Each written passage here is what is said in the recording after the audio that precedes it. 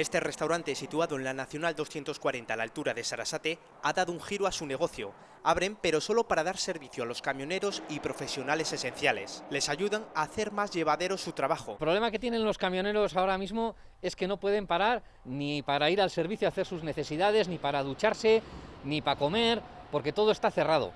Para facilitarles estas necesidades básicas y que su jornada laboral al volante sea más llevadera, les ponen a su disposición duchas, servicio de lavandería, baños y comida para llevar. Esta es una de las situaciones que más se repite. ¿Me puedes poner un menú para llevar, por favor? Sí, claro. ¿Qué querrías? Macarrones y carrilleras.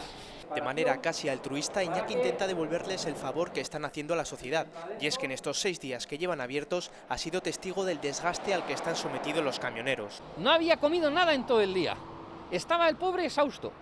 Cuando vio lo que teníamos aquí, ¡buah!, se quedó alucinado, se le abrieron los ojos, cogió un menú, se lo comió más encantado y por lo menos esa noche durmió con comida caliente en el estómago.